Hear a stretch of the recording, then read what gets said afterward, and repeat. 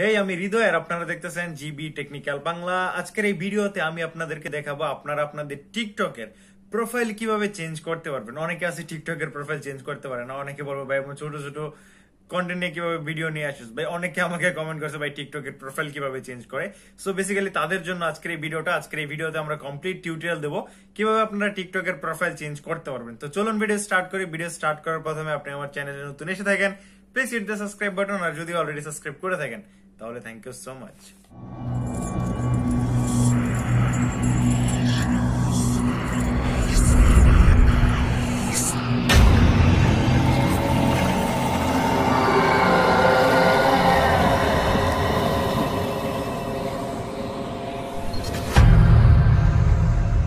TikTok profile change করার জন্য আপনাকে যেটা করতে হবে, সর্বপ্রথম তো আপনাকে আপনার ফোনের টিকটক অ্যাপটাকে ওপেন করে নিতে হবে।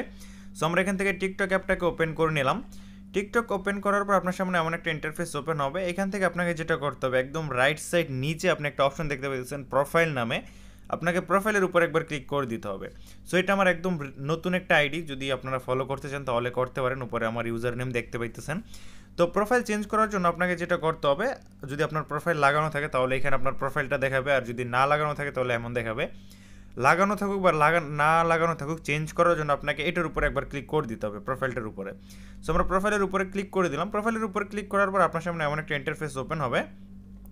হওয়ার পর এখানে একটা অপশন দেখতে পাইতেছেন, আপনাকে এই অপশনটার উপরে একবার ক্লিক করে দিতে হবে। তো আমরা এখান থেকে এটার উপরে একবার ক্লিক করে দিব। এটার উপর ক্লিক করার পর এখানে আপনার গ্যালারি ওপেন হয়ে যাবে। গ্যালারি ওপেন হয়ে যাওয়ার পর উপরে ক্লিক করে এখান থেকে আপনি ফোল্ডার চুজ করতে পারেন। ফোল্ডার চুজ করার পর এখানে আপনার যতগুলো পিক আছে সবগুলো এখানে ওপেন হয়ে যাবে।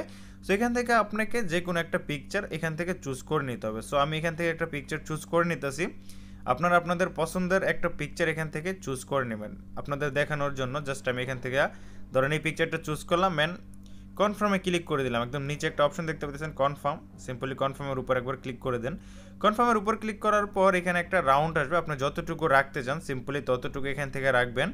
রাখার পর নিচে লাল কালারের সেভ নামে একটা অপশন দেখতে পাচ্ছেন, সিম্পলি সেভের উপরে আপনাকে একবার ক্লিক করে দিতে হবে। সো সেভের উপর ক্লিক করার পর এখানে 2-3 সেকেন্ড লোডিং হবে, একটু প্রসেসিং নেবে। যদি আপনার নেট ফাস্ট হয়ে থাকে তাহলে সাথে সাথে হয়ে যাবে, আর যদি নেট একটু স্লো হয় তাহলে এখানে একটু প্রসেসিং নিতে পারে। প্রসেসিং নেওয়ার পর আমি আগের ভিডিও আপনাদেরকে দেখাইতেছি। একটু লোডিং হওয়ার পর এখানে আপনার সামনে এমন একটা ইন্টারফেস ওপেন হবে। হওয়ার পর এখানে কিন্তু দেখতেছেন আমাদের প্রোফাইলটা কিন্তু এখানে লেগে গিয়েছে। যদি আমরা এখান থেকে একটু ব্যাক যাওয়ার পর দেখতেছেন এখানে কিন্তু আমাদের প্রোফাইলটা চেঞ্জ হয়ে গেছে। সেইভাবে আপনারা খুব সহজে আপনাদের প্রোফাইল চেঞ্জ করতে পারেন। এই ছিল আজকের টিউটোরিয়াল। যদি আপনাদের ভিডিও ভালো লাগে অবশ্যই একটা লাইক করবেন, আর চ্যানেলও সাবস্ক্রাইব করে রাখবেন, তাকে এমন নতুন নতুন ভিডিও আপনারা প্রতিদিন দেখতে পান।